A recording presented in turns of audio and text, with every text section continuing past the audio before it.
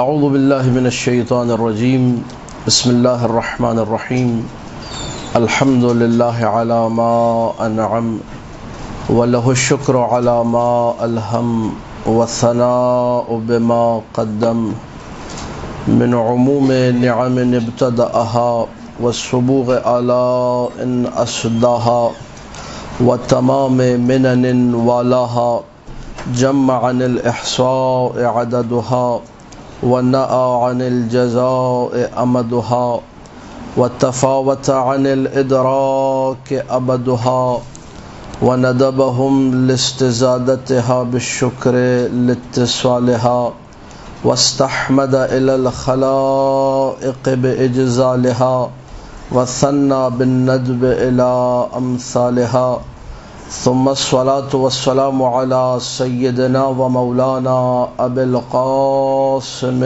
محمد اللهم صل على محمد وآل محمد وآله الطيبين الطاهرين المعصومين المظلومين المنتجبين الأخيار ولعنة الله على أعدائهم الأشرار أما بعد فقال الله تبارك وتعالى في كتابه المبين بسم الله الرحمن الرحيم وإذ ابتلى إبراهيم ربه بكلمات فأتمهن قال إني جاعلك للناس إماما قال ومن ذريتي قال لا ينال عهد الظالمين مل کے باواز بلند صلوات پڑھ دیجیے اللهم صل على محمد وآل محمد رب يسر ولا تعسر وتمم بالخير يا رب العالمين. عنوان گفتگو مقام امامت نبوت عامہ سے کیسے برتر اور افضل ہے.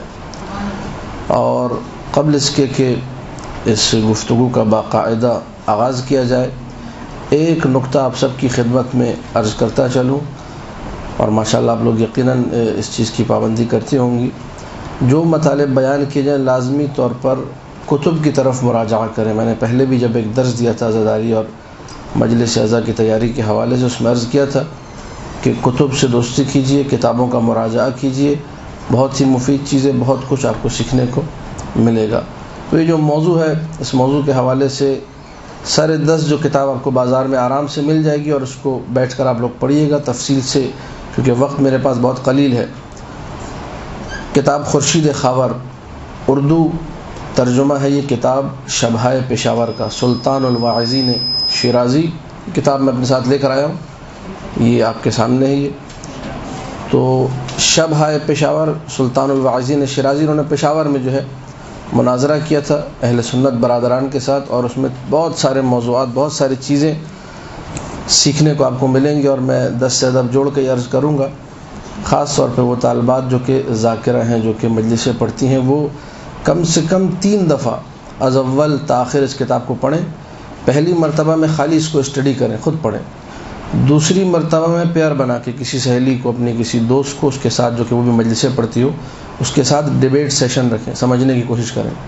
تھوڑا وہ پڑھے تھوڑا یہ پڑھے, آپس میں ڈسکس کریں, اس پہ آرگومنٹ ہو کیا یہ بات ٹھیک ہے یا نہیں ہے, ایسا کہا جا رہا ہے, کتابوں میں کہا لکھا ہے, جو حوالے ان کو چیک کیا جائے, ایک تحقیقی طرز پر اس کو پڑھا جائے. اور تیسری مرتبہ پھر خود اپنا بیٹھ کر ویسے ہی اسٹڈی کرے رات کے وقت سونے سے پہلے یا جب بھی اس کو موقع ملے نماز کے بعد تعقیبات نماز میں 3 دفعہ حد اقل. یہ کم سے کم میں زیادہ پڑھنا چاہیں تو اور اچھا ہے کیونکہ آپ کے مذہب کے ٹھوس عقائد ان پر ٹھوس دلیلیں اور انتہائی سادہ شستہ رفتہ پیاری سلیس زبان کے اندر اس میں بیان کیا گیا. کتاب بازار میں موجود ہے. ہماری اکثریت جو کہا جاتا ہے اکثرهم غافلون وہ اس سے غافل ہے, اس کو پڑھتی نہیں ہے کتاب. پڑھیے لازمی طور پہ اس کتاب کو, اسی میں آپ کو موضوع مل جائے گا مقام امامت نبوت عامہ سے کیسے افضل اور برتر یہاں پر دیا ہوا ہے. میں اس کتاب کو لانے کا مقصد صرف یہ تھا کہ آپ لوگ اس کی زیارت کر لیں اور خریدیں, واجبی طور پہ خریدیں.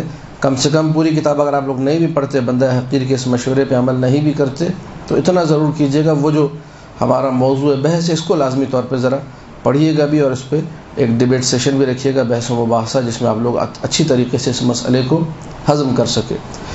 دوسری اہم ترین چیز یہ کہ عربی جو عبارات ہیں جو اس کتاب میں چاہے آئے یا کسی بھی اور حوالے سے, ان کو لازمی طور پر کوشش کریں کہ اچھی طرح لفظ بلفظ سمجھیں، کیونکہ بہت سارے مقامات ایسے ہیں کہ جہاں پر آپ کو سامنے والا آرام سے دھوکہ دے کے نکل جائے گا، آپ کے دماغ کو مکمل طور پر چکرا دے گا۔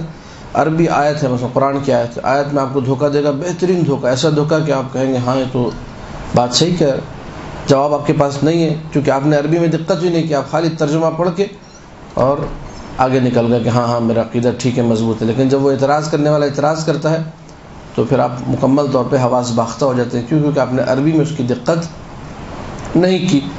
بہت ساری عربی کی دقتیں ایسی ہیں جو ہمارے لیے قابل فہم ہیں، تھوڑا سا اگر ہم لوگ کسی سے پوچھ لیں، کسی عالم کی طرف مراجعہ کر لیں کہ مجھے ان الفاظ کا آپ ذرا دقیق معنی سمجھا دیجئے، وقت تو لگے گا، ظاہر ہے 5-10 منٹ درکار ہوں گے، لیکن یہ کہ ایک پختہ چیز آپ کے لیے تیار ہو جائے گی۔ اس دوسرے نقطے کو بھی مد نظر رکھیے گا۔ اس کے علاوہ یہ کہ اصول کافی ہے، مثلا جو اصول کافی ہے ہی سمجھ لیجیے عقائد، کتاب کافی کے 3 پورشن ہیں، اصول کافی، فروع کافی اور روضۃ الکافی۔ تو اصول کافی میں امامت کے حوالے سے جملے ان کو بھی لازمی طور پہ مراجعہ کیجیے گا، دیکھیے گا۔ امام رضا علیہ السلام کا خطبہ مثلا اللہم صلی علی محمد و آل محمد،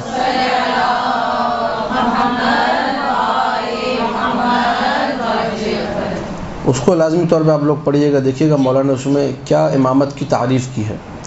اب ہم لوگ ڈائریکٹ چونکہ موضوع پہ جانے والے ہیں تو اس لیے سارے کے سارے سلسلے کہ متکلمین کی کتب میں سے لفظ امامت کو نکالا جائے، امامت سے مراد کیا ہے، الامامت و ریاست عامہ فی الدین والدنیا والآخرہ، یہ ساری کی ساری تعبیرات پیش کی جائیں۔ مراد کیا ہے، مقصود کیا ہے، ریاست سے مراد کیا ہے، امام جو سیاست کرتا ہے، مثلا زیارت جامع کبیرہ میں بھی آیا ہے سیاست العباد، سیاسی حوالے سے بھی امام، روحانی حوالے سے بھی امام، اسپریچولیٹی بھی اس کے اندر موجود ہے، دنیا کے تمام امور میں وہ اپنا نفوذ رکھتا ہے۔ ان تمام چیزوں کو یکے بعد دیگرے کھولنا، اس کو اچھی طریقے سے سامنے والے کو ہضم کرانا، اس کے لیے تھوڑا زیادہ وقت چاہیے، 1-1.5 گھنٹے میں یہ ممکن نہیں ہے، اس کے لیے کافی نشستیں چاہیے جس کے بعد یہ امر جو ہے میسر اور آسان ہو سکے گا۔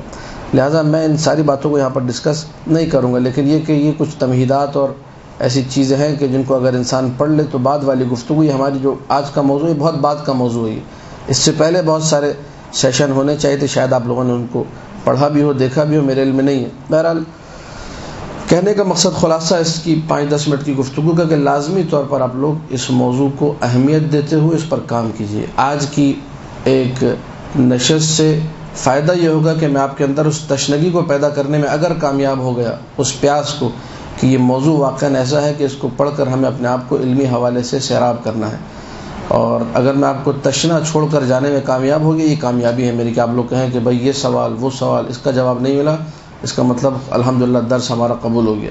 اور اگر یہ بھی نہیں ہوا تو پھر جو ہے خدا ہمیں ہدایت دے اور ہماری توفیقات میں بھی اضافہ کرے۔ سرنامہ کلام جس آیت کو بنایا میں نے، اللہم صلی علی محمد و آل محمد،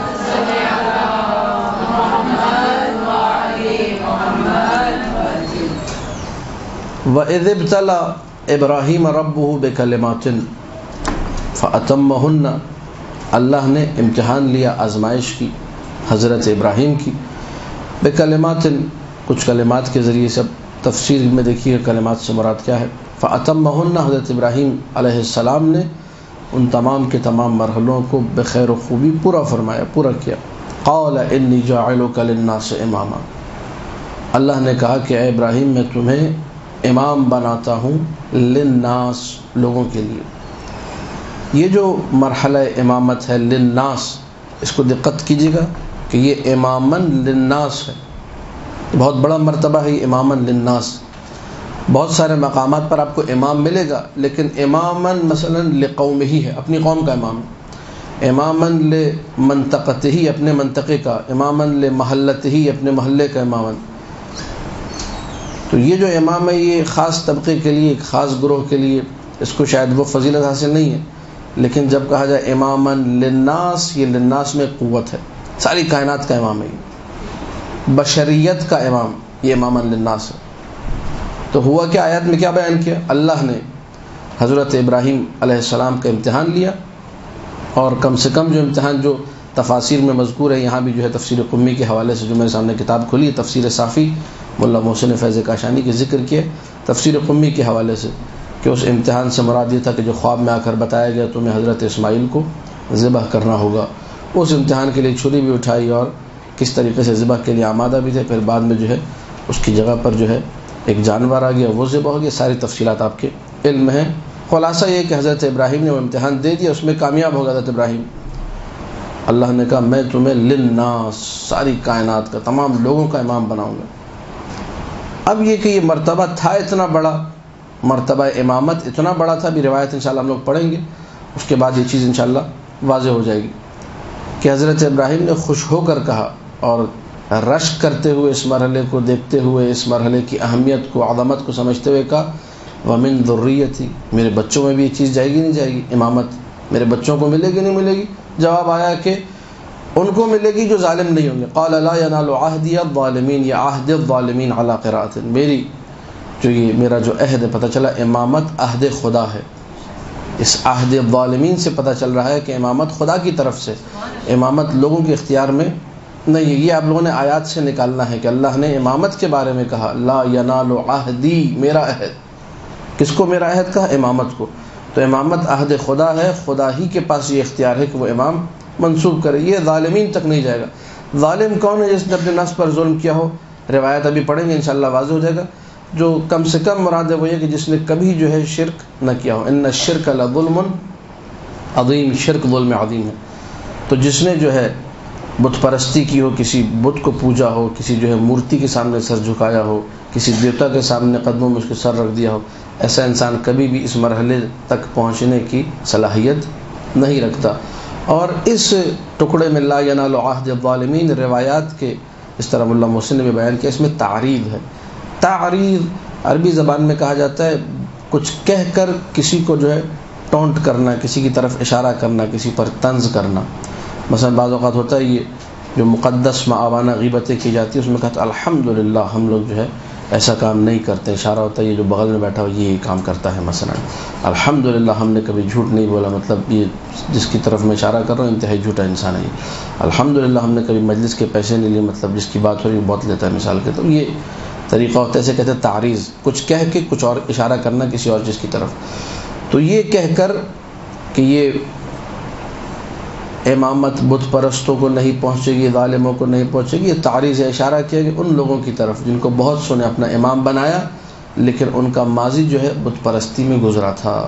یہ لوگ کبھی بھی جنہوں نے 40 سال مثلا 30 سال یا 20 سال اپنے بت پرستی میں گزار دیے، یہ ظالم لوگ تھے. ایسے لوگوں کو اتنا بڑا، اتنا عظیم مرتبہ نہیں مل سکتا. اب ایک اور دقت، بڑی لطیف چیز ہے، تفسیر المیزان میں علامہ طباطبائی نے اس کو ذکر کیا، سماعت فرمائیے گا. فرماتے یہ جو امامت حضرت ابراہیم جیسے عظیم نبی کو ملی ہے، یہ امامت آخری عمر میں ملی حضرت ابراہیم کو بھی. توجہ فرمائیے گا. کیسے نکالا آپ نے یہ امامت آخری عمر میں ملی ہے؟ کہا کہ یہ ہم نے قرآن ہی سے نکالا ہے، اور قرآن کی آیات میں غور کرنا ہمیں یہ سمجھا دیتا ہے کہ حضرت ابراہیم کو امامت اخیر بالکل عمر میں جا کے ملی ہے. کہاں وہ کہاں سے نکلا؟ کہا اسی آیت میں ہے قال ومن ذریتی. ذریت کب ملی؟ قرآن بتا رہا ہے کہ فرشتہ آتا ہے ابراہیم کو آگے بتاتا ہے کہ تمہیں اولاد ملنے والی ہے. تو حضرت سارہ جو ہے وہ ہنستی ہیں اور مذاق اڑاتی ہیں، اور اس کے بعد جو ہے میرا شوہر تو بڈھا آدمی ہے، بعلی شیخن کبیرہ، قرآن میں ساری تعبیرات موجود ہیں. تو اس سے پتہ یہ چلتا ہے کہ یہ عہدہ امامت حضرت ابراہیم کو آخر عمر میں ملا ہے. یعنی ایک عمر حضرت ابراہیم نے موحدانہ زندگی گزاری، نبی تھے، خدا کے برگزیدہ، صفوت اللہ تھے.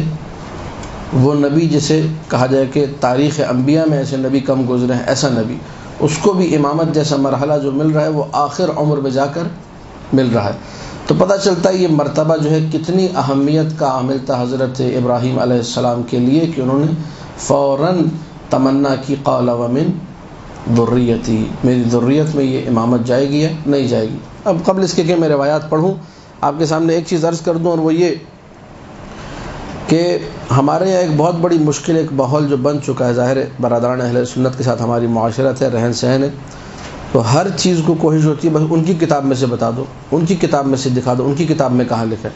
اولا تو اس خناس کو اپنے ذہن سے نکال دیجیے کہ ان کی کتاب. ہم لوگ شیعہ ہیں، الحمدللہ ہماری کتابیں موجود ہیں، اس میں سے ہمیں دیکھنا چاہیے، نہ کہ جو دوسروں کی کتابوں میں جا کے. ہاں آپ نے مناظرہ کرنا ہے تو پہلے آپ جا کر کتاب اور شریفیہ کی شرح رشیدیہ پڑھیے، آداب البحث والمناظرہ پڑھیے، ڈھنگ سنگ سیکھیے، ڈھنگ اس کا کیا مناظرے کا ہے، طریقہ کیا ہے، مناظرہ کسے کہتے ہیں، مقابرہ کسے کہتے ہیں، مجادلہ کسے کہتے ہیں، مناظرے میں نظیرین کی شرط ہے، آداب مناظرہ کیا ہے، وہ سیکھیے، پھر کیجیے مناظرہ۔ ایسے جو ہے مناظرہ اگر کرنے نکل پڑے آپ تو پھر بسا اوقات جو ہے وہ شرمندگی کا باعث ہوتا ہے، خفگی ہوتی ہے اور بہت زیادہ مشکلات بھی پیش آتی ہیں۔ تو جس کا کام اسی کو ساجے، ہر کسی کو جو ہے نہیں کرنا چاہیے کام۔ سیکھے انسان، تعلیم حاصل کرے، مناظرہ خود ایک فن ہے اور اس پہ دسترس حاصل کرے، عبور حاصل کرے، بعد میں جا کر یہ کام کرے۔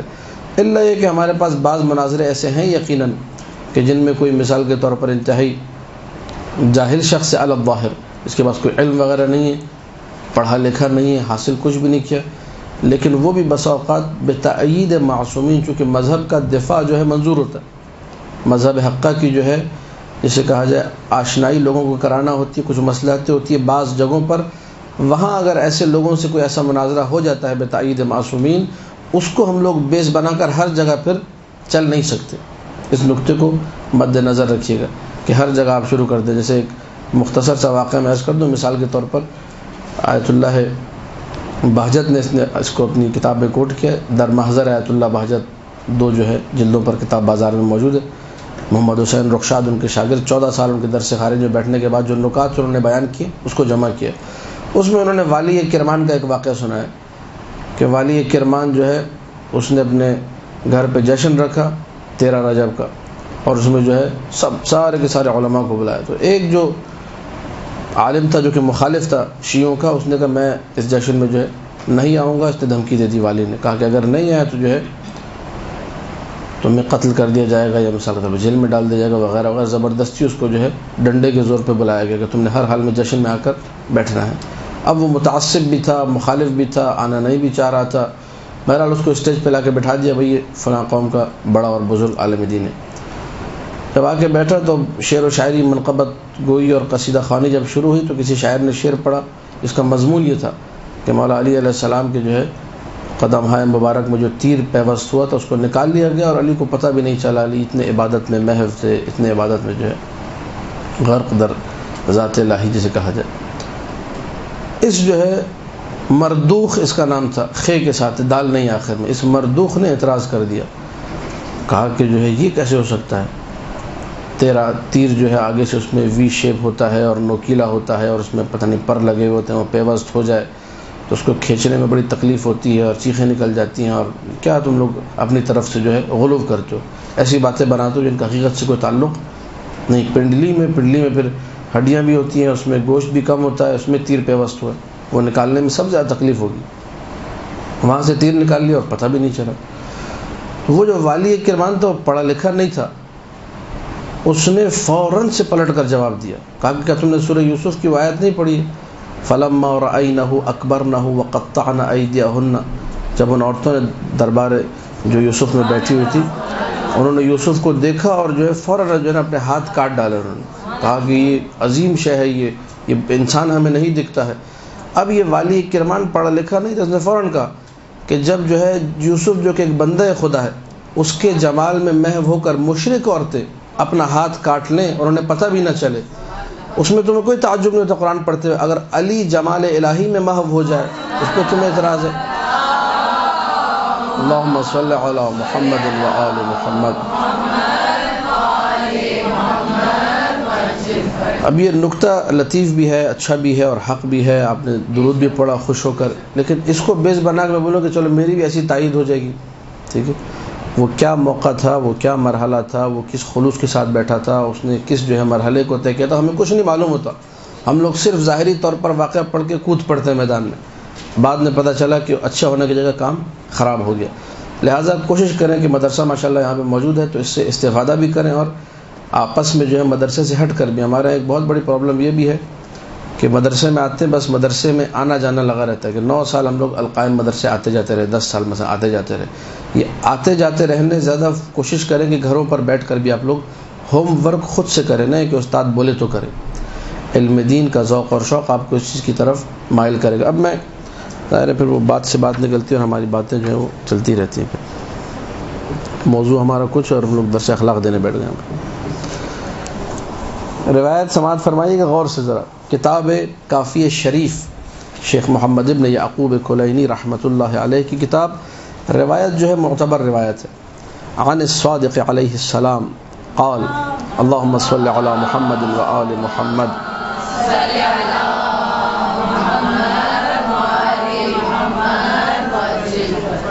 اب یہ جو عربی عبارت پڑھنے کا مقصد یہ تاکہ کوئی یہ نہ کہے کہ جی فلانا مولانا صاحب کہہ کر گئے تھے یا فلانا طالب علم نے یہ کہا تھا. نہیں، یہ کلام معصوم ہے. ان اللہ تبارک و تعالی اتخذ ابراہیم عبدا قبل ان یتخذہ نبیا. اللہ نے ابراہیم کو مقام عبدیت پر فائز کیا، اپنا بندہ قرار دیا، قبل اس کے کہ ان کو نبی قرار دیتے.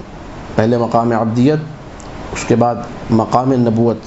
وَإِنَّ اللَّهَ اتَّخَذَهُ نَبِيًّا قَبْلَ أَن يَتَّخِذَهُ رَسُولًا. کلام معصوم ہے. اللہ نے ابراہیم کو نبی بنایا قبل اس کے کہ انہیں رسول بناتے. یہ مرحلے آپ لوگ ذہن نشین کیجیے گا. پہلا مرحلہ کیا تھا؟ عبدیت کا، عبد بنایا. دوسرا مرحلہ کون سا ملا؟ نبوت کا، نبی بنایا. وَإِنَّ اللَّهَ اتَّخَذَهُ رَسُولًا قَبْلَ أَن يَتَّخِذَهُ خَلِيلًا. اللہ نے ابراہیم کو رسول بنایا قبل اس کے کہ اپنا خلیل بناتے. عبدیت، نبوت، رسالت، خلت.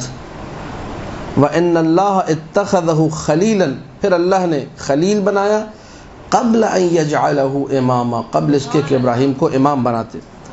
فلما جمع له الاشیاء، توجہ فرمائیے کہ کلام معصوم ہے. فلما، اور جب، جمع سمیٹ دیا، لہو ابراہیم کے لیے، سارے مرحلوں کو. کون سے مرحلے گنوائے؟ عبدیت، نبوت، رسالت، خلت. یہ چار مرحلے جب بیک وقت ابراہیم میں جمع ہوئے، ان چار مرحلوں کے جمع ہونے کے بعد کہا انی جاعلک للناس اماما، میں تمہیں لوگوں کے لیے، ساری کائنات کے لیے امام بناتا ہوں. قال فمن عظمها فی عین ابراہیم. چونکہ ابھی دیکھیے مقام عبدیت کوئی چھوٹا مرحلہ نہیں ہے. صرف محض مقام عبدیت پہ آپ بات کیجئے تو مقام عبدیت پہ میں کہتا ہوں کہ ساری کائنات قربان ہو جائے، ایسا مرحلہ ہی ہے. ایک مقام عبدیت آسان مرحلہ نہیں ہے کہ انسان کہے کہ میں عبد اللہ ہوں، اللہ کا بندہ ہوں حقیقی معنوں میں. ما حقیقت العبودیہ، حدیث عنوان بصری جا کر دیکھیے، اس میں چھٹے مولا نے کیا شرح فرمائی ہے مقام عبدیت کسے کہا جاتا ہے. عین سے مراد کیا ہے؟ عبد، یعنی عین سے مراد، حدیث معصوم ہے یہ بھی. اب دوسرے کہتے ہیں عین بے دال، یہ شارٹ فارم ہے عبد، اب مرکب قرار دیا گیا اس کو. عین سے مراد علمہ بأوامر اللہ و نواہی، بندہ وہ ہو جو اللہ کے تمام احکامات کو جانتا ہو، کہاں حکم دیا ہے کہاں نہیں کیا سب جانتا ہو. بے سے مراد کیا ہے؟ بونہ عمن نہا، تمام ان چیزوں سے اجتناب کرے کہ جس سے اللہ نے روکا ہے، دور ہو جائے. بون، بینونت، جدائی، دور ہو جائے. دال سے مراد یہ ہے کہ الدنو من اللہ، جب یہ دو مرحلے طے ہو گئے تو خود بخود اللہ سے قریب ہو جائے گا. تو عبدیت جو ہے مقام قرب الہی کو کہا جاتا ہے. بندہ جب اللہ سے قریب ہو تب اسے بندہ کہا جاتا ہے، تب اسے عابد کہا جاتا ہے. مقام عبدیت ملا، ابراہیم نے نہیں کہا قال ومن ذریتی، یہاں نہیں کہا. مقام نبوت ملا، من ذریتی نہیں کہا. مقام رسالت ملا، من ذریتی نہیں کہا. مقام خلت ملا، من ذریتی. مولا فرما رہے قال فمن عظمها فی عین ابراہیم، چونکہ یہ مقام امامت حضرت ابراہیم کی نگاہوں میں انتہائی بڑا مقام تھا، انتہائی عظیم مقام تھا. اس آخری مرحلے پر آ کر ابراہیم بول پڑے ومن ذریتی، میری ذریت میں یہ مرحلہ جائے گا نہیں جائے گا. قال لا ینال عہدی الظالمین، یہ عہد الظالمین، ابھی عربی کی قرأتیں قرآن کی دونوں پڑھ سکتے ہیں، مشہور یہ عہد الظالمین. ظالموں کو یہ امر امامت حاصل نہیں ہوگا. خود امام نے جو تشریح کی میں وہ پڑھ رہا ہوں. قال لا یکون السفیہ امام التقی، نادان اور بے وقوف کبھی کسی متقی پرہیزگار کا امام نہیں ہو سکتا. وعنہ علیہ السلام، اور امام ہی سے، چھٹے امام ہی سے یہ روایت بھی ہے، من عبد صنما او وثنا لا یکون اماما، جس نے کسی بت یا کسی مورتی، عبد ایک لفظ ہے ہمارے پاس صنم اور ایک لفظ ہے وثن، ان دونوں میں فرق ہے تو دونوں بت، لیکن ایک بت مثلا کھانے پینے والا ہوتا ہے، اس کو لوگ بنا کے کھائے جاتے تھے، ٹھیک ہے، خود ہی بنایا خود ہی کھا گئے، اور ایک لکڑیوں وغیرہ کا بنتا تھا، پتھروں وغیرہ کا. تو اس اعتبار سے صنم اور وثن کی یہ مختلف جو ہے عبارات ہمارے سامنے آتی ہیں. تو کسی بھی بت کو اس نے کسی بھی مورتی کو اگر پوجا ہے، پرستش کی ہے، ایسا شخص جو ہے کبھی بھی امام بننے کی صلاحیت نہیں رکھتا.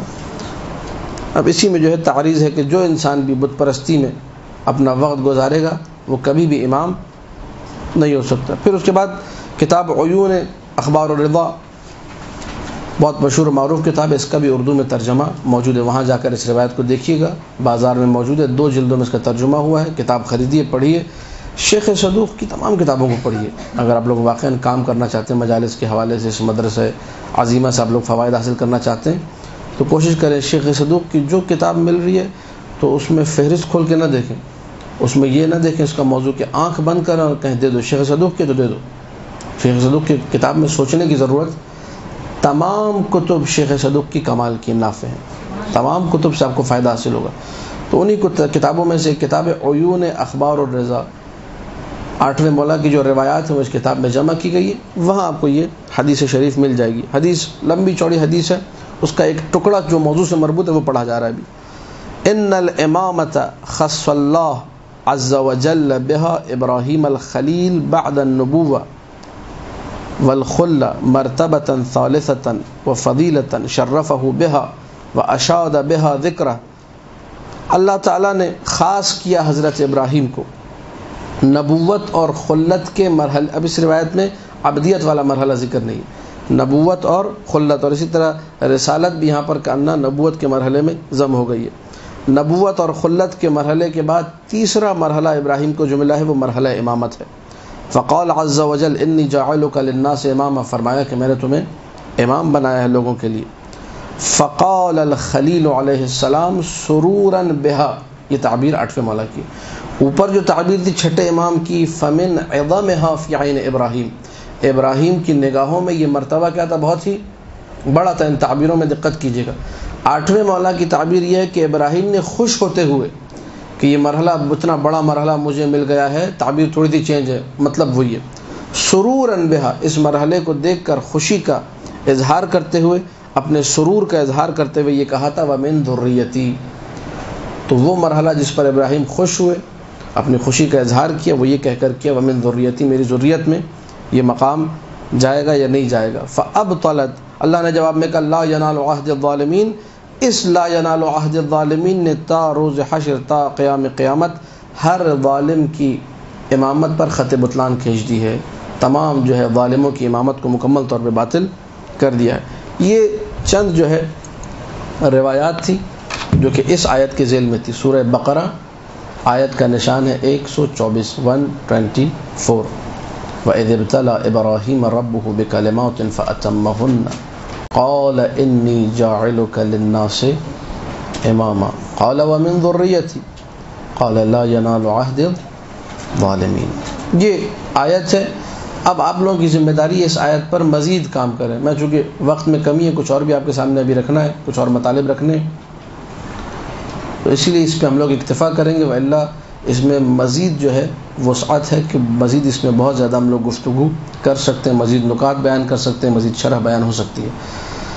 خلاصۃ الکلام، اگر آپ کو کبھی بھی امامت کی افضلیت پر دلیل پیش کرنی ہو قرآن سے، کیسے امامت نبوت سے افضل ہے، تو آپ نے یہ آیت پڑھنی ہے اور اس کے بعد یہ روایات سنانی ہے کہ ہماری معتبر کتابوں میں، کتاب کافیہ شریف میں، کتاب عیون اخبار الرضا میں ہمارے ائمہ کی طرف سے کسی ایک امام کی حدیث اور کہا جائے کہ بھئی مثلا وہ حدیث ضعیف نہیں، ہماری معتبر کتب میں معتبر احادیث موجود ہیں جس میں یہ بیان کیا گیا ہے کہ مقام امامت اہل بیت علیہم السلام کی نگاہ میں مقام نبوت عامہ سے افضل ہے.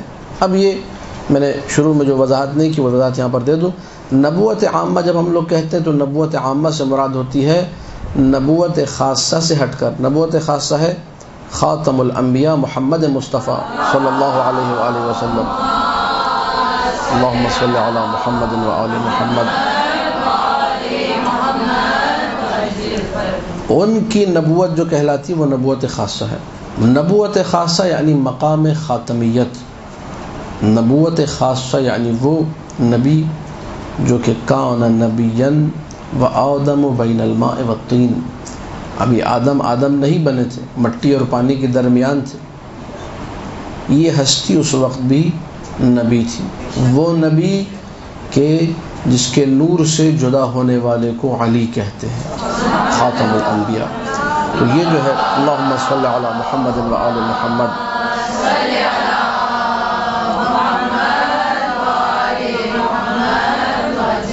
یہ نبی اللہ سبحانہ و تعالیٰ کی ذات کے بعد ساری کائنات سے افضل ہے. ہم لوگ جس مرحلہ امامت کی بات کر رہے ہیں وہ مرحلہ امامت بھی اس نبی کے پاس موجود ہے. اس کے علاوہ اگر کسی کے پاس بھی مقام امامت موجود ہے، یہ مقام امامت افضل ہے کس سے؟ مقام نبوت سے. احادیث ہم نے پیش کر دی.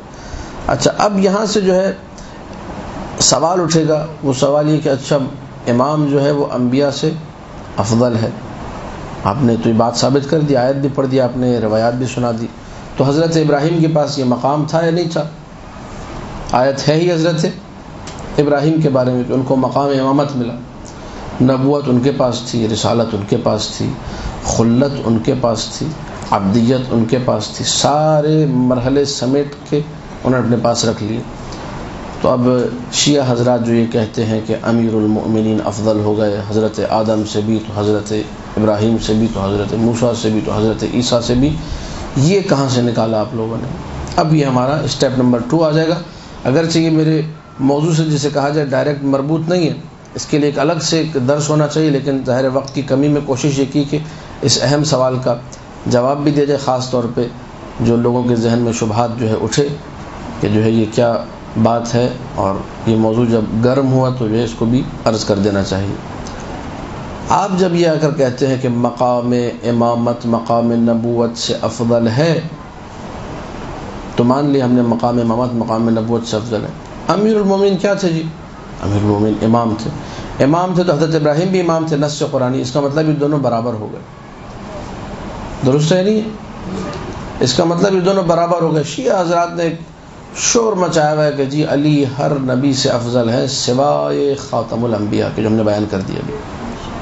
آخری نبی کے علاوہ ہر نبی سے افضل ہے. آخری نبی کے حوالے سے بھی بعض لوگوں نے کہا شیعہ ان سے بھی افضل کہتے ہیں. پروپیگنڈا باقاعدہ ہوا ہمارے خلاف، جو کہ شیعوں کا ایسا کوئی عقیدہ نہیں ہے. ایک بالکل آٹے میں نمک کے برابر ایک گروہ جو یہ سمجھتا تھا کہ حضرت علی، نعوذ باللہ، ہمارا ایسا کوئی عقیدہ نہیں. وہ یہ کہتا تھا کہ رسول سے بھی افضل ہے، اور قرآن جو ہے وہ آیا نازلی جو ہے نعوذ باللہ حضرت علی کے اوپر ہوا تھا، اور نعوذ باللہ، اللہ معاف کریں، نقل کفر نہ باشد، اس لیے باتیں کوٹ کر رہا ہوں. تو رسول اللہ نے وہ اپنی طرف کھینچ لیا اور علی کو فارغ کر دیا وغیرہ وغیرہ قسم کی غلیظ قسم کی باتیں جو ذکر کرنا مناسب بھی نہیں، توہین آمیز باتیں. اس عقیدے کا مذہب شیعہ سے کوئی تعلق نہیں ہے. شیعہ حضرات نے کبھی ایسا عقیدہ پورے تاریخ آپ اٹھا کر دیکھیے نہیں رکھا کہ امیر المومنین کو افضل، بلکہ ہمارے ہاں تو یہ حدیث کتب میں موجود ہے، اور مطلب شیعہ کتابوں میں ہے ہی ہے. سنیوں نے ان حدیثوں کو نقل کیا ہے کہ رسول اکرم صلی اللہ علیہ وآلہ وسلم، اللہم صلی علی محمد و آل محمد،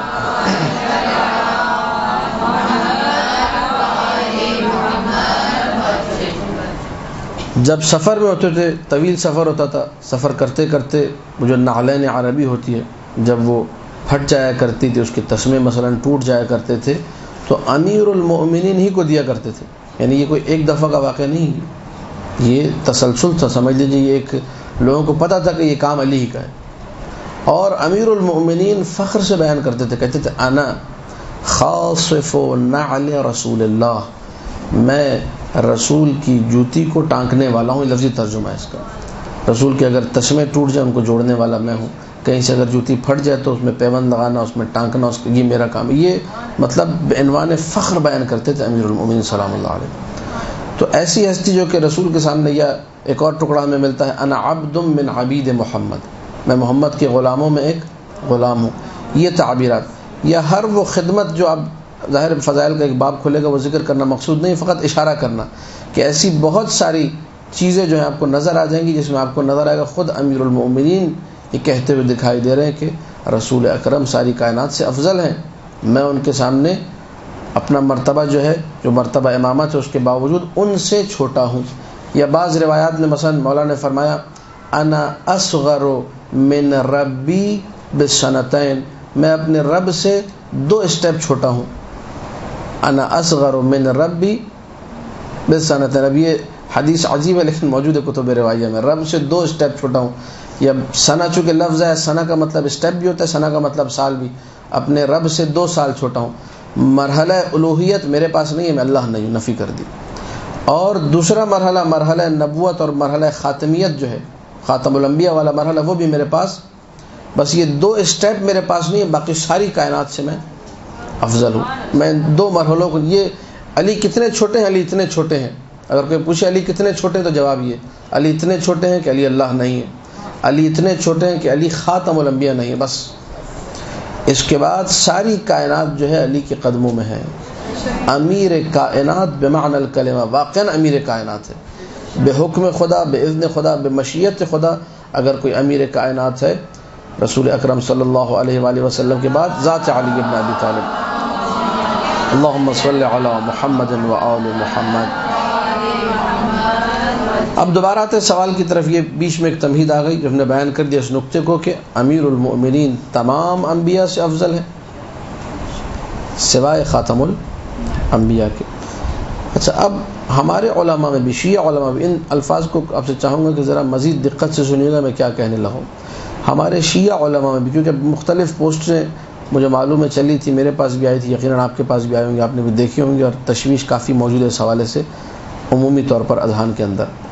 ہمارے علماء میں بھی آٹے میں نمک کے برابر شاید اکا دکا کوئی کونے میں بیٹھا ہو جس کے مثلا طبیعت خراب رہی ہوگی، بخار وغیرہ چڑھا ہوگا، اس نے یہ نظریہ مثلا بیان کر دیا ہوگا کہ جی نبی جو ہے نا مثال کے طور پر افضل ہے امیر المومنین سے. وإلا ہمارے اکثر جو علماء ہیں، معظم علماء، معظم فقہا، معظم مراجع، سب کا یہ نظریہ رہا ہے کہ امیر المومنین رسول اکرم کو چھوڑ کر باقی تمام انبیاء سے افضل ہیں. اگر کوئی نزاع ہے کچھ بزرگان میں، وہ نزاع اولو العزم پیغمبروں کے حوالے سے. اولو العزم پیغمبر آپ جانتے 5، ان اولو العزم پیغمبروں میں حضرت آدم، حضرت موسیٰ، حضرت عیسیٰ، یہ جو پیغمبر جن کی تعداد آپ کو معلوم ہے، نام معلوم ہے، تقریباً سبھی کو معلوم ہوتے، بچوں کو سمجھ لیجیے اسماء گرامی آتے ہیں. ان میں اور امیر المومنین میں کون افضل ہے؟ اب رسول اکرم تو ایک تو آپ ہم لوگ فی عقیدے میں بات داخل ہے کہ وہ افضل ہیں امیر المومنین سے، باقی بچے 4. ان 4 کی بنسبت کیا حکم ہے؟ یہ نزاع کچھ علماء کے درمیان رہا ہے، معتبر علماء تھے، اور یہ وہ بھی نہیں تھے کہ کہا جائے کہ بخار چڑھا ہوا تھا اور طبیعت خراب تھی. یہ بہترین زبردست قسم کے علماء انہوں نے یہ نظارہ رکھا. لیکن اس میں بھی وہ علماء جو اس نظریے کی طرف گئے کہ اولو العزم پیغمبر مثلا حضرت ابراہیم کو افضل مان لیا امیر المومنین سے، ظاہر ہے یہ علماء ان میں سے کوئی بھی معصوم نہیں. یہ بات کو ذہن میں رکھیے گا، اور اس نقطے کو آج کے دور میں بیان کرنے کی ضرورت ہے کہ ہمارے مراجع جو گزر گئے قدس اللہ اسرارہم، جو زندہ ہیں حفظہم اللہ، یہ سارے کے سارے مراجع، ان میں کوئی ایک مرجع بھی معصوم. اس نقطے کو اپنے ذہن میں رکھیے، کیونکہ بہت سارے لوگ ہیں کسی مرجع کے حوالے سے بات کرتے بھائی یہ بات غلط ہے، کہتے ہیں آغا صاحب آپ جو ہے نا توہین مراجع کی کیا بات ہے؟ ایک علمی بات آپ کے سامنے بیان کی جا رہی ہے، آپ جو ہے نا الٹا ہماری توہین کر رہے ہیں. کیا کہ ہم توہین کر رہے ہیں؟ ہم نے کوئی توہین نہیں کی. بڑے بڑے علماء گزرے جن کے عجیب و غریب قسم کے نظریات تھے، اس پہ ردود لکھی گئی. اب وہ ایک انشاءاللہ موقع ملا تو آپ لوگوں کے سامنے ایک درس اسی پہ دوں گا، بڑوں کی چھوٹی چھوٹی غلطیاں. ٹھیک ہے، ایک پورا 1.5 گھنٹے کا درس ہونا چاہیے اس پہ کہ ہمارے بزرگان سے کون کون سی غلطیاں سرزد ہوئی ہیں. اور درس ہونا چاہیے اس لیے کہہ رہا ہوں، اگرچہ ممکن ہے کسی ماحول میں چیز ٹھیک نہ ہو، کہنے کا مقصد یہ تاکہ ایک جو بلبلہ سا بن کے ایک خناس سا ذہن میں بیٹھ گیا کہ یہ جو ہے نا مثال کے طور پر ان کا ڈائریکٹ امام زمانہ سے ربط ہے، سارے کے سارے مربوط ہیں. کسی کا ارتباط اگر ہو جائے ہمیں اس سے کوئی انکار نہیں. میرے باقاعدہ اس پہ دروس موجود ہے نیٹ کے اوپر کہ ارتباط ممکن ہے، لیکن بے طریق یقین کہنا کہ سب کے سب مربوط ہیں، اور جو بات ان کو سمجھ میں آتی ڈائریکٹ مثال کے طور پر ٹیلی نور کے نمبر پہ امام زمانہ سے ارتباط کیا اور کہا کہ مولا مسئلہ بتا دیجیے، ایسی کوئی کہانی ہمارے پاس موجود نہیں ہے. کہ آپ نے فون کیا مولا مسئلہ سمجھ میں نہیں آ رہا، مولا نے کہا ہاں میرے بیٹے میرے مر جائیے تو مسئلہ سمجھ لو، ایسا کچھ بھی موجود نہیں. اگر کسی کا ارتباط ہے عالم خواب میں ہوا یا ویسے بھی اگر ہوا ہے ممکن ہے، لیکن میں اس کو پروموٹ کروں، میں پروپیگنڈا کروں کہ ہاں یہ صاحب ہے یہ چیز درست. اور اگر کوئی یہ کام کرے حدیث معصوم نے کہا اس کو جھوٹا قرار دو، ولو یہ سچ بول رہا ہوں، ممکن ہے واقعاً ارتباط ہو، فرض کیجیے کسی مرضے کا ارتباط ہو گیا اور کسی طریقے سے بندہ حقیر کو پتہ چل گیا، اگر میں آ کے پروموٹ بھی کروں تو آپ کے لیے حکم یہ ہے کہ آپ بولیں یہ جھوٹ بول رہی، ولو میں سچ بول رہا ہوں۔ اس نقطے پہ دقت کیجیے گا، اگرچہ میں سچ کہہ رہا ہوں، آپ کی شرعی ذمہ داری کیا ہے؟ اس میں کوئی قباحت نہیں، کوئی یہ نہ کہے کہ جی توہین ہو رہی ہے، اور نہیں، حکم معصوم ہے بھائی۔ اس طرح معصوم نے کہا جو دین میں بدعتیں ایجاد کرے اسے گندا کرو، یہ کلام معصوم ہے، میرا کلام نہیں۔ اب یہ نہیں کہ اردو کی تعبیر میری ہے۔ اکثروا الوقیعۃ فیہم، کتاب کافی شریف میں روایت موجود ہے، مستدرک میں ہے، بہار میں، جگہ جگہ، جو دین میں بدعتیں ایجاد کرے اسے گندا کرو۔ گندا کیا مطلب گندا کرے؟ کہ اتنا گندا کر دو کہ لوگوں کو یقین ہو جائے کہ یہ نااہل انسان، اس سے دین نہیں لیا جا سکتا۔ اب تعبیرات اور بھی ہیں، وقت نہیں میرے پاس میں بیان کروں۔ خلاصہ اپنی گفتگو کی طرف ہم لوگ لوٹیں۔ معصومین کون کون ہیں؟ انبیاء معصوم ہیں، اس کے بعد 14 معصومین ہمارے پاس، یعنی انبیاء ہے کہ اس میں ایک معصوم ہے، خاتم الانبیاء ہے، باقی 13 معصومین۔ حضرت فاطمہ سلام اللہ علیہ ایک عورت ہے، اللہم صلی علی محمد و آل محمد۔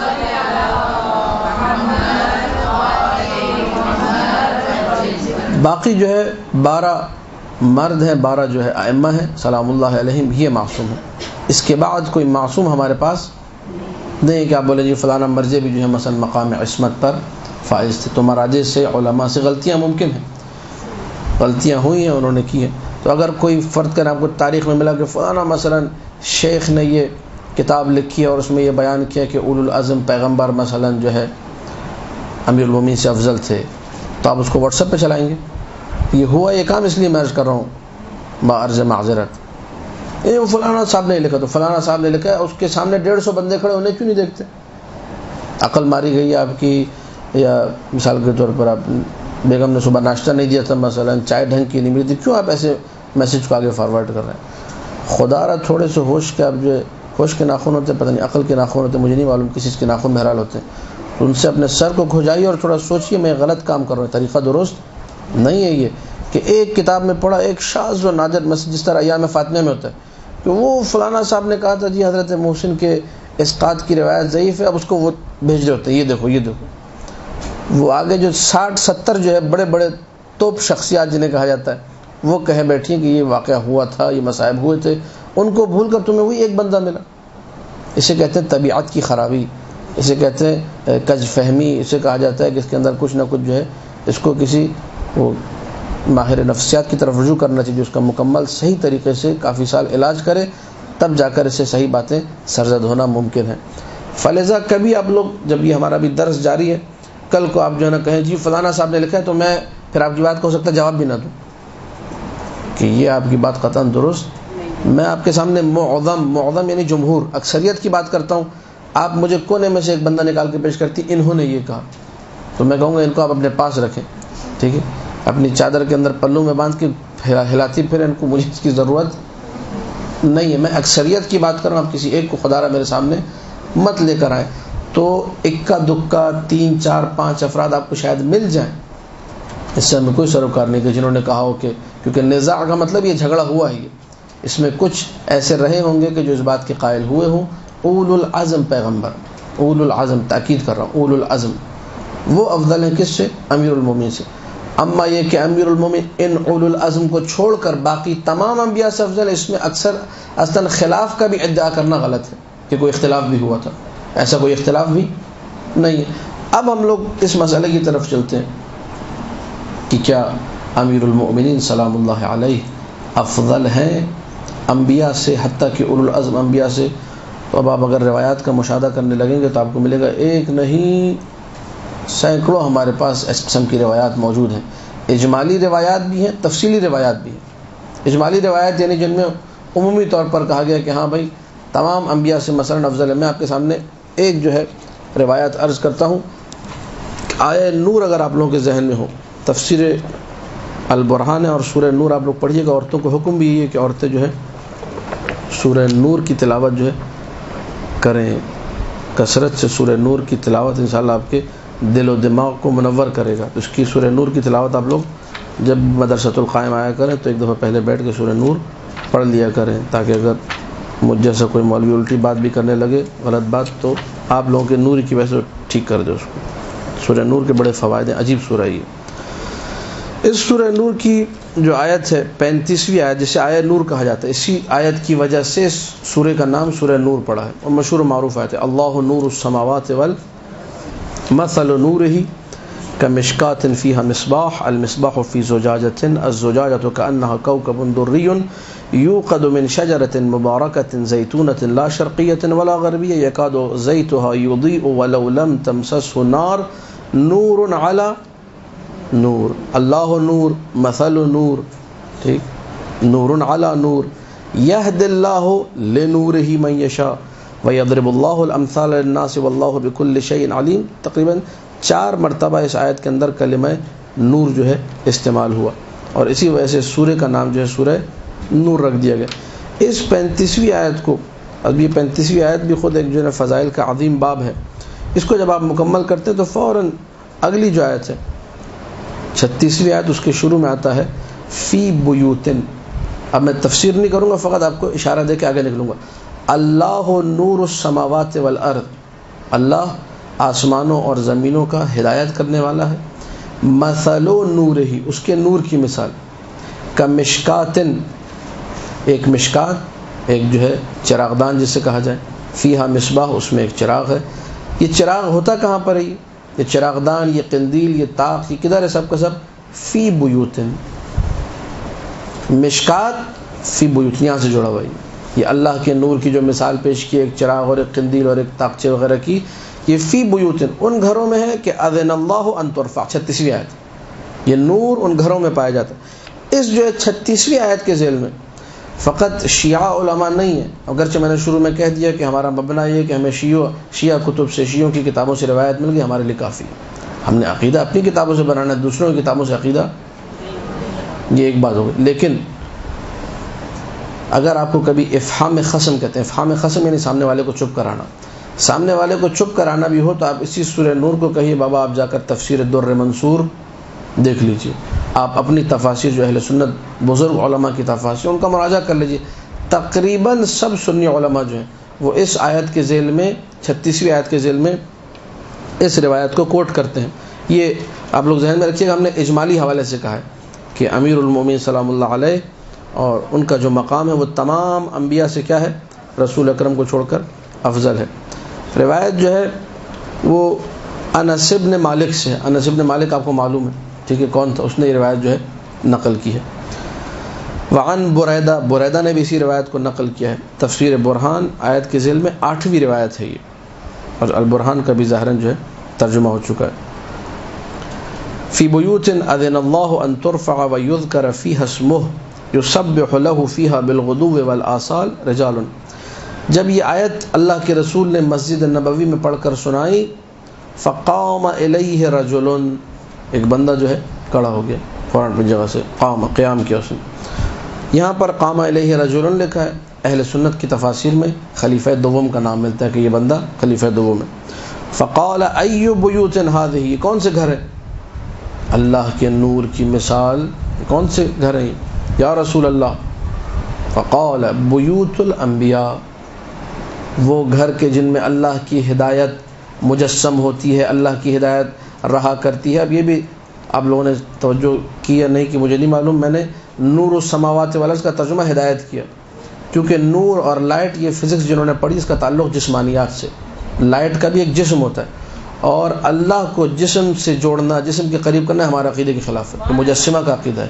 ہم لوگ اللہ کو جسم نہیں مانتے, اسی لیے معانی الاخبار میں, اسی طریقے سے جو ہے عیون اخبار الرضا میں اور دیگر جو کتابیں ہیں ان میں سب میں جب مولا سے پوچھا گیا کہ نور سے مراد کیا ہے, کہا کہ ہادن للسماوات والارض, آسمانوں اور زمینوں کا ہدایت کرنے والا. تو نور سے مراد نور ہدایت. یہ کون سے گھر ہیں کہ جن میں یہ نور ہدایت پایا جاتا ہے, اللہ کا نور ہدایت؟ کہا کہ بیوت الانبیاء. فقام الیہ ابو بکر, حضرت ابو بکر کھڑے ہو گئے. فقال یا رسول اللہ ھذا البیت منہا, اشارہ کیا, ھذا اشارہ کیا جاتا ہے, ھذا البیت منہا. جنہوں نے حج یا عمرہ انجام دیا ان کو معلوم ہے کہ کوئی خاص فاصلہ 10 قدموں زیادہ کا فاصلہ نہیں ہے. خانہ فاطمہ و علی اور مسجد کے درمیان کوئی فاصلہ, ایک ہی سمجھ لیجئے, ایک ہی گھر کا آنگن اور گھر کا یہ حساب ہے ان کا. یا رسول اللہ ھذا البیت، یہ گھر جو ہے علی و فاطمہ سلام اللہ علیہما کا گھر ان میں سے ہے. قال اللہم صلی علی محمد و آل محمد واشار الی بیت علی و فاطمہ. جب یہ ھذا البیت کہہ رہا تھا کس کے گھر کی طرف اشارہ کیا؟ علی و فاطمہ بی بی کے گھر کی طرف، اور مولا علی کے گھر کی طرف اشارہ کیا کہ یہ گھر بھی ان میں سے. اچھا اب میں آپ سے تھوڑی سی دقت چاہوں گا، اگر جو ہے پہلے سے کچھ ایسی باتیں نہ سنی ہوتی تو یہ سوال بنتا ہے. پہلے سے سنتے رہے ہوں گے نا کہ ان کا کوئی نہ کوئی تعلق ہے نبوت کے گھرانے سے، اہل بیت میں سے ہیں، ان کے فضائل کیا ہیں، لیکن پھر جو ہے ظاہر ذہن میں وہ سوال چونکہ ہضم نہیں ہو رہے تھے، بہت سے لوگوں کو فضائل ہضم نہیں ہو رہے تھے، تو پھر یہ سوال کیا ھذا البیت منہا، یہ گھر ان میں سے ہے، اشارہ بھی کر دیا. یہ اجمالی روایت کا اصل جو ٹکڑا ہے وہ یہاں پر ہے. قال، یہ اہل سنت نے بھی اس کو نقل کیا. نعم من افضلھا، یہ صرف ان گھروں میں سے نہیں ہے بلکہ ان گھروں میں یعنی انبیاء کے گھروں میں سب سے افضل گھر علی و فاطمہ کا گھر ہے. تو یہ افضلیت کی تعبیر ہے اور یہ مطلق ہے. اس میں اولو العزم پیغمبر بھی آ گئے، اس میں دوسرے سارے پیغمبر بھی آ گئے، تمام کے تمام انبیاء اس میں آ گئے. یہ تفسیر البرہان المجلد الخامس آیہ نور کے ذیل میں 8ویں آیت جو ہے اس کے ذیل میں یہ روایت ہم نے پڑھی، جس میں یہ بیان ہوا کہ امیر المؤمنین سلام اللہ علیہ کا گھر جو ہے وہ انبیاء کے گھروں سے کیا ہے؟ افضل ہے. اور ظاہری سی بات ہے کہ یہ جو کہا جاتا ہے کہ گھر افضل ہے، گھر افضل ہے کا مطلب تو یہ نہیں ہوتا کہ مثال کے طور پر اس کی چار دیواری افضل ہے، اس میں کھڑکیاں لگی ہوئی وہ افضل ہیں، اس کی مثال میں اینٹیں لگی ہیں وہ افضل ہیں. مکان بنتا ہے مکین سے، ٹھیک ہے؟ تو افضل کون ہوئے؟ علی و فاطمہ سلام اللہ علیہ. تو جن لوگوں کو سمجھ میں نہیں آ رہی، ہم لوگ صرف امیر المؤمنین کی افضلیت کے قائل ہیں، اسی طرح جناب زہرا کی افضلیت کے بھی قائل ہیں ہم لوگ کہ یہ بھی جو ہے انبیاء سے افضل ہیں.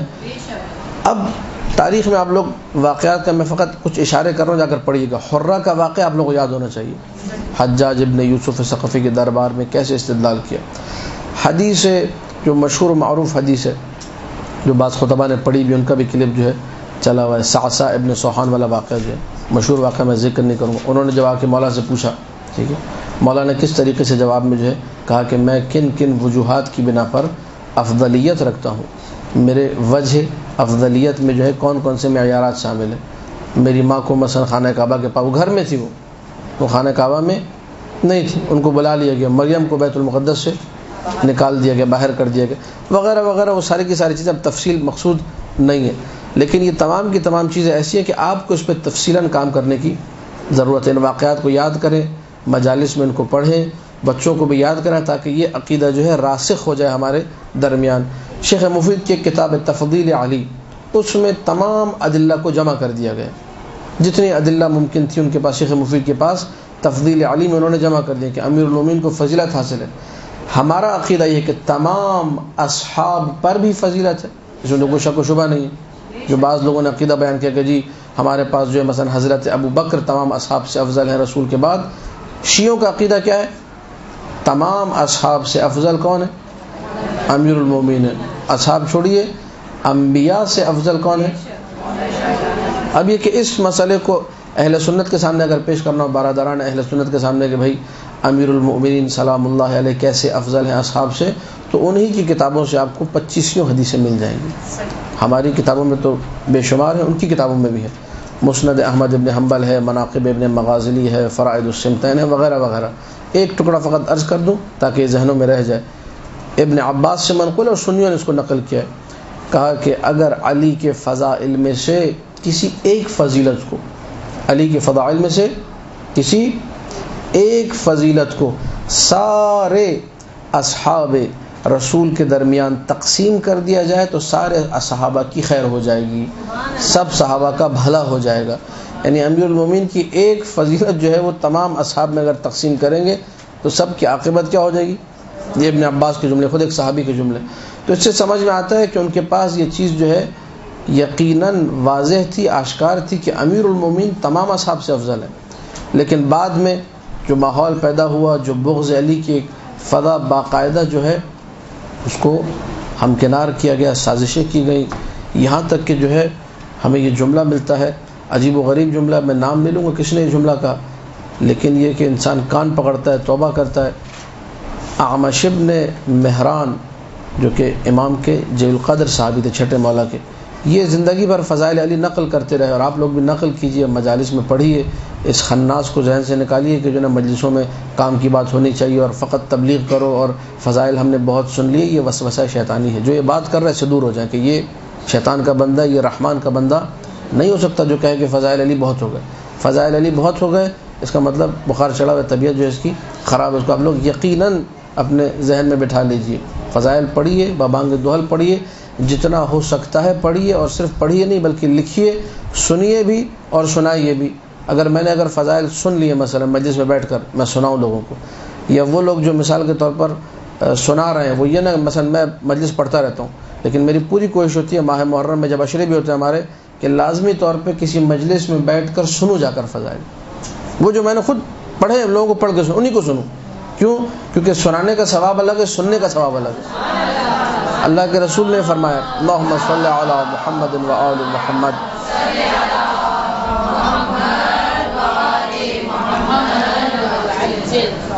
فرمایا جو پڑھ کر سنائے گا، جو ذکر کرے گا اس کے تمام گناہ معاف ہیں، اور جو سنے گا اس کے بارے میں یہ کہ کانوں سے جو اس نے گناہ انجام دیے وہ سارے معاف ہوں گے۔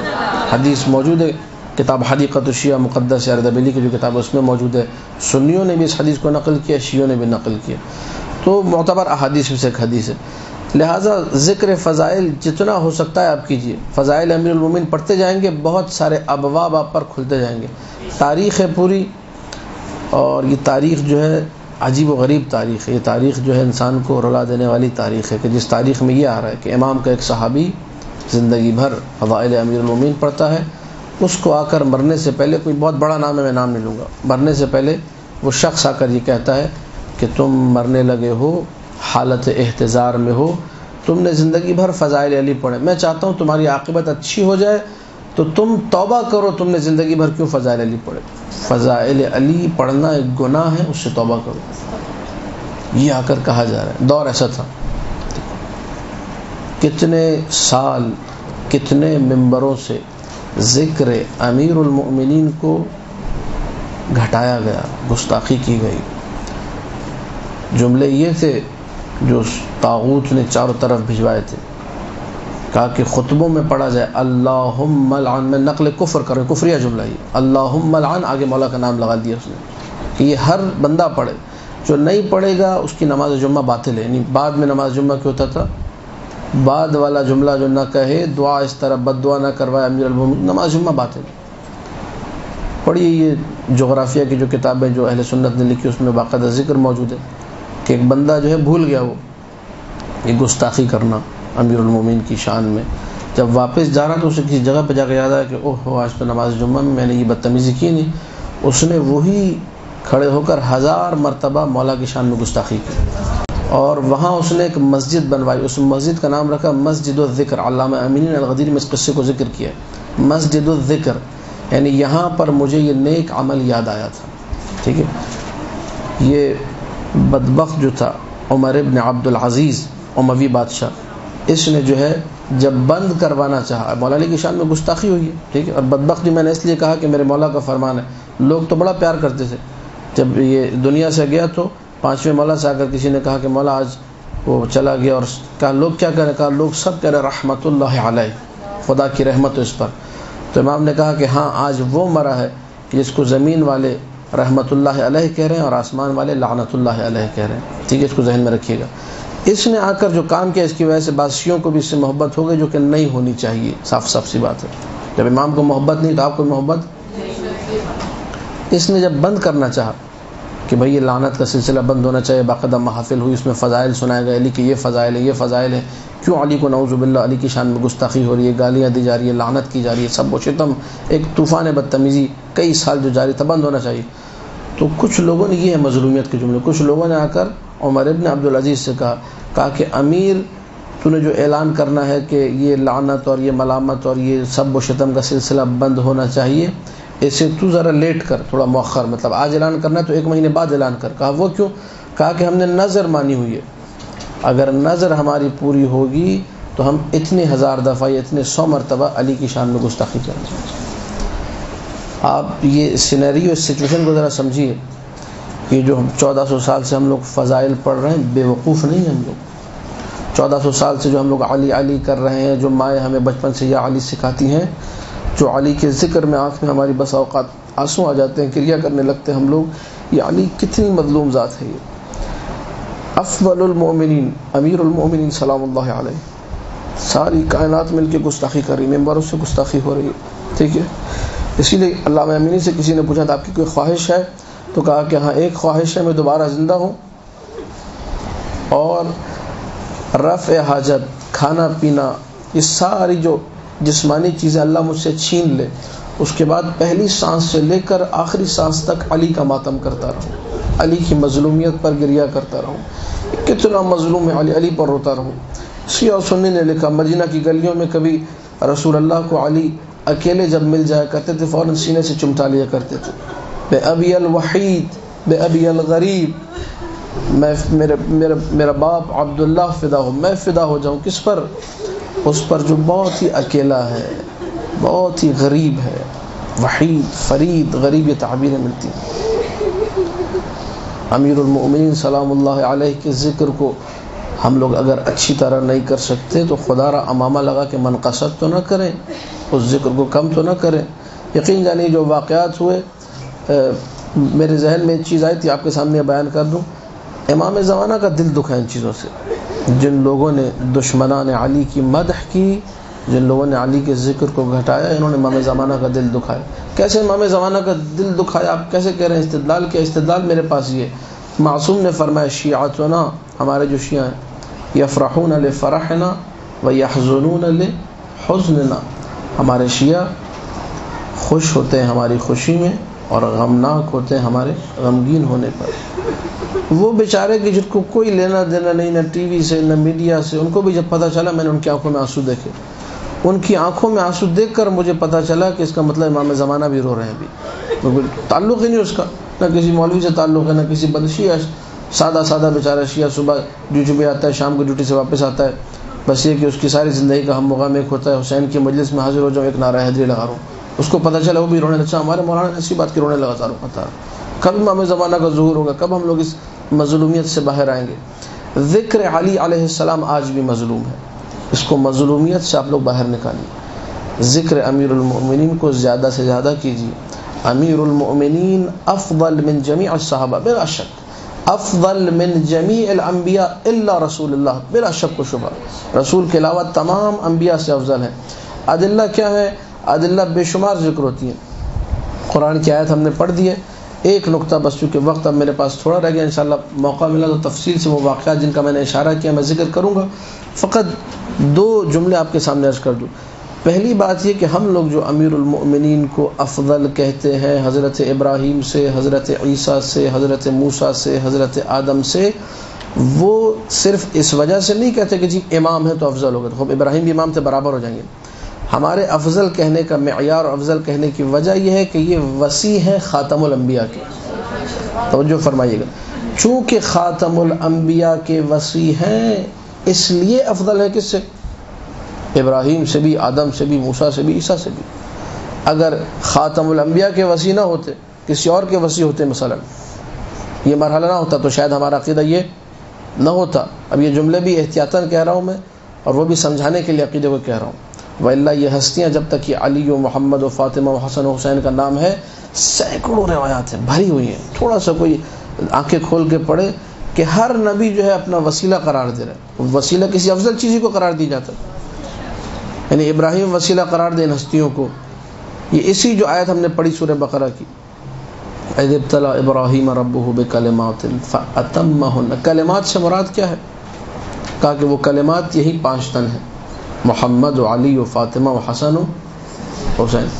تو ابراہیم کے لیے معیار امتحان، ابراہیم کا جو امتحان لیا جا رہا ہے وہ یہاں سے لیا جا رہا ہے. آدم کی دعا اگر قبول ہو رہی ہے سلام اللہ علیہ ان کے صدقے میں، موسیٰ کی دعائیں قبول ہو رہی ہیں سلام اللہ علیہ ان کے صدقے میں، عیسیٰ کی دعائیں قبول ہو رہی ہیں سلام اللہ علیہ ان کے صدقے میں، ہر نبی ان کو اپنا وسیلہ بنا رہا ہے.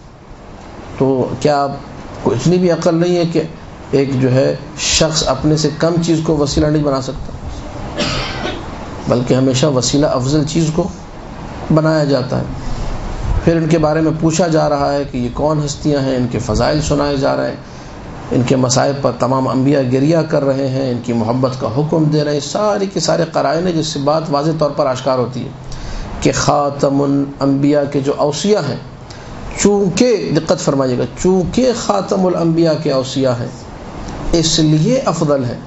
والا قانون جو ہے وہ یہ ہے کہ جس قوم میں نبی ہو اس کا وصی اس سے افضل نہیں ہو سکتا. وصی کا مقام کم ہے، نبی کا مقام جو بلند ہے، اس میں کوئی شک و شبہ نہیں. ہمارا عقیدہ یہی ہے. صرف ایک جگہ ما من عام الا وقد خوص، ایک مقام ہے. وہ مقام کون سا ہے؟ جہاں پر آ کر جو نشیہ کہتے ہیں یہاں سارے وصی جو ہیں وہ افضل ہیں، سارے انبیاء سے وہ خاتم الانبیاء کے اوصیاء ہیں جو افضل ہیں.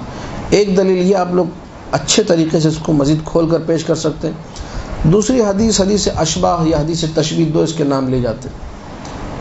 اس کو تفضیل علی میں شیخ مفید نے نقل کیا ہے. حتیٰ سنی جو علماء، ایسی خورشید خاور شبہ پشاور میں اگر آپ لوگ دیکھیں گے اس کتاب میں، تو سنی علماء نے اپنی کتب کے اندر حدیث اشباہ کو ذکر کر کے وہ جملے کوٹ کیے جو شیعوں کے پاس بھی نہیں ہے.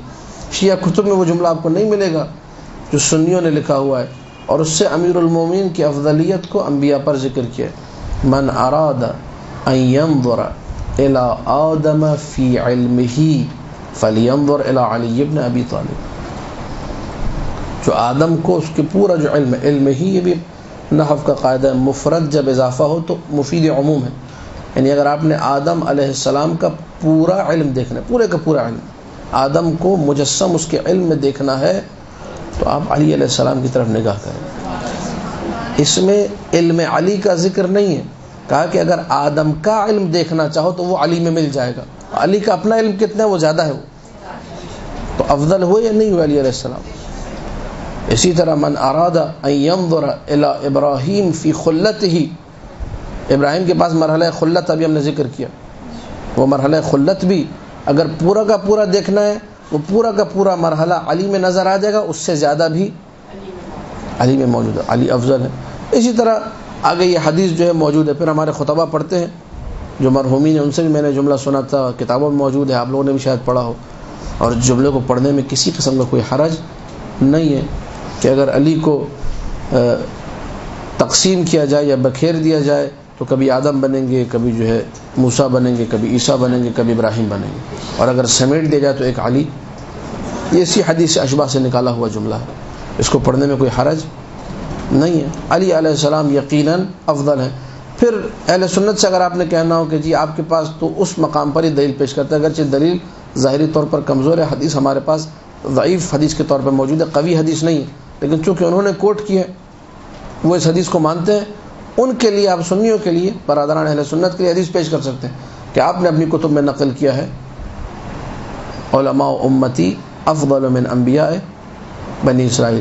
جب ایک عام عالم افضل ہو سکتا ہے انبیاء بنی اسرائیل سے، تو کیا ان کا مقام عام عالموں جتنا بھی نہیں؟ ائمہ علیہم السلام، 12 امام، ان کا مقام عام عالموں جتنا بھی نہیں ہے. آپ کے امام اعظم ابو حنیفہ یہ کہا کرتے تھے لولا سنتان لہلک نعمان، اگر وہ 2 سال جو میں نے چھٹے امام جعفر صادق کی خدمت میں گزارے وہ نہ ہوتے، اللہم صلی علی محمد و آل محمد، تو میں ہلاک ہو جاتا، میں تباہ و برباد ہو جاتا. ایسے عالم کو کہ جس میں آپ کی پورے، جسے کہا جائے امام، بڑے امام، وہ کہہ رہے ہیں 2 سال نہ ہوتے میں ہلاک ہو جاتا، ان کے استاد کو آپ لوگ افضل ماننے کو تیار نہیں ہیں. ان کو ماننے کو تیار ہیں. ان کے بارے میں وہ حدیثیں جا کے پڑھیے آپ ذرا کتابوں میں، فضائل امام اعظم ابو حنیفہ، تو آپ کی آنکھیں جو ہیں کھوپڑی سے باہر نکل آئیں گی کہ ایسے بھی فضائل ہوتے ہیں. ذکر کیا انہوں نے، انسان 14 طبق روشن ہوئے تھے، حیران و پریشان رہتے کہ اتنے عجیب فضائل. وہ جس ہستی کے بارے میں کہیں کہ یہ میرے بھی استاد، ان کے بغیر میں کچھ نہیں ہوں، تباہ و برباد ہوں، ان کو آپ افضل نہیں مانتے. یہاں کہ آپ کہتے ہیں وہ غلو ہو گیا، عقیدہ خراب ہو گیا، یہ ہو گیا، وہ ہو گیا. اگر ہماری کتب میں ہمارے علماء اور محدثین نے اس حدیث کو ذکر کیا حدیث ضعیف کے طور پہ، لیکن وہاں انہوں نے اپنی شروحات میں واضح طور پہ یہ لکھا ہے، جیسا کہ سید نعمت اللہ جزائری نے اپنی بعض کتابوں میں ذکر کیا ہے کہ اگر اس حدیث کو مان لیا جائے علماء امتی افضل من انبیاء بنی اسرائیل، تو اس صورت میں ہم علماء سے مراد فقط آل محمد کو لیں گے. مراجع اور علماء مثلا جو آپ لوگ علماء کہتے ہیں وہ مراد نہیں ہو سکتے.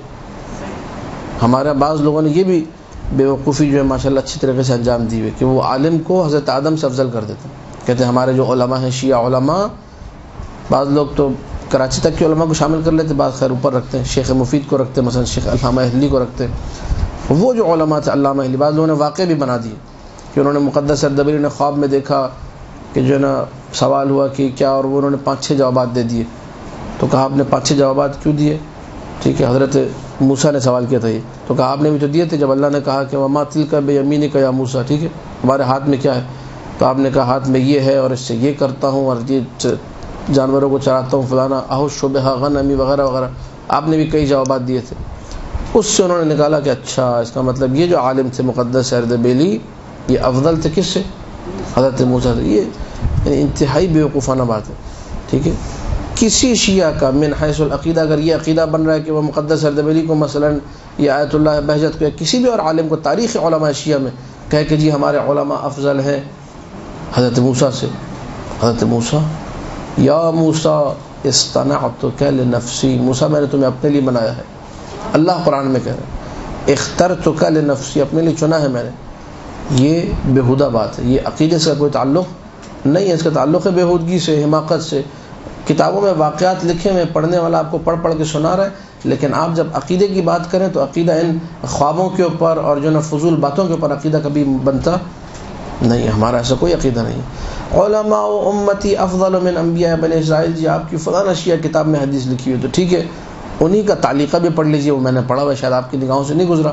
انہوں نے واضح طور پہ لکھا ہے کہ اگر کنڈیشنل سینٹنس ہے، اگر آپ نے اس حدیث کو مانا، اولاً کیا ہے ہم اس حدیث کو نہیں مانتے، حدیث ٹھیک، اگر اس حدیث کو مانا تو علماء سے مراد 12 امام ہوں گے ہمارے، اور کوئی مراد نہیں ہو سکتا.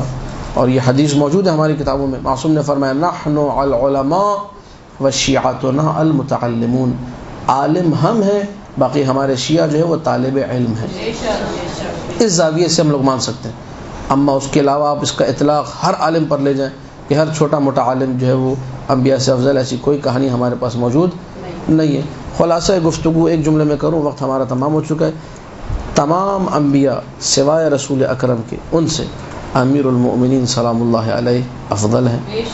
اصحاب سے افضل کسی شیعہ کو پھر اس بارے میں دو رائے نہیں رکھنی چاہیے، کوئی شک و شبہ ہی نہیں کہ یقیناً تمام صحابہ سے کیا ہیں افضل ہے. اس میں کوئی شک و دلیلیں کیا ہے آپ کے پاس؟ سورہ بقرہ کی 124ویں آیت دلیل کے طور پر آپ لوگ مقام امامت کے حوالے سے پیش کریں. اس کے بعد یہ 3-4 روایتیں جو ہم نے سنائی یہ سنائیے. حدیث اشباہ اس کو کہا جاتا ہے، من اراد ان ينظر، اس کو حدیث اشباہ بھی کہتے ہیں. اسی کا دوسرا نام حدیث تشبیہ بھی ہے. یہ بعض اوقات پریشانی ہوتی ہے، وہ ہم نے مولانا صاحب ڈھونڈی کتاب میں، وہ حدیث ہی نہیں ملی، آپ کہتے ہیں اس کتاب میں ہے. تو کبھی حدیث اشباہ لکھا ہوا ملے گا آپ کو، کبھی حدیث تشبیہ لکھا ہوا ملے گا. بعض لوگ تشبیہ کا نام دیتے ہیں، بعض لوگ اشباہ کا. تو آپ ان دونوں کو ذہن میں رکھیے، آپ کو حدیث مل جائے گی. اس حدیث پر بھی ایک ڈائری بنائیے، ایک چھوٹی کاپی بنائیے، جتنا شیعہ سنی علماء نے لکھا اس کو جمع کیجئے، اور یہاں پر آپ کو قدر وافر یہاں پہ مل جائے گا. خورشید خاور ترجمہ شبہ پشاور میں سارا میٹر انہوں نے جمع کر دیا حوالوں سمیت. بہت اچھی کتاب ہے، وہ سب میں نے ذکر نہیں کیا، اس کو جا کے پڑھیے. آیہ مباہلہ کا میں نے ذکر نہیں کیا کیونکہ وہ ایک الگ موضوع ہے، پھر اس میں اشکالات الگ ہیں، اعتراضات الگ ہیں، جوابات الگ ہیں. اس کو جا کر پڑھیے.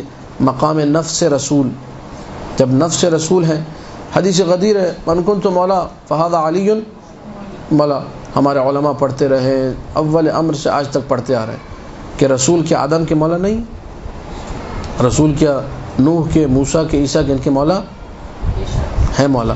من کنت مولا فہذا علی مولا، تو علی بھی سب کے کیا ہیں مولا. جب علی مولا ہوگا تو مولا سب سے کیا ہے افضل ہے. یہ کچھ دلیلیں یعنی قلیل ترین اگر کہا جائے میں نے پیش کی ہیں، اور کوشش یہ تھی کہ ان دلیلوں کے ساتھ ان مطالب کو مربوط کیا جائے کہ آپ ٹھوس طریقے سے سامنے والے کے سامنے پیش کر سکیں. امید ہے کہ آپ لوگوں نے اس درس سے استفادہ کیا ہوگا. بندہ حقیر کو اپنی دعاؤں میں یاد رکھیے گا. خداوند متعال ہم سب کو امیر المؤمنین سلام اللہ علیہ کے فضائل پڑھنے کی اور پڑھ کر سنانے کی توفیق عطا کرے. وما علینا الا البلاغ المبین. برحمتک یا ارحم الراحمین، وصلی اللہ علی محمد وآلہ الطاہرین.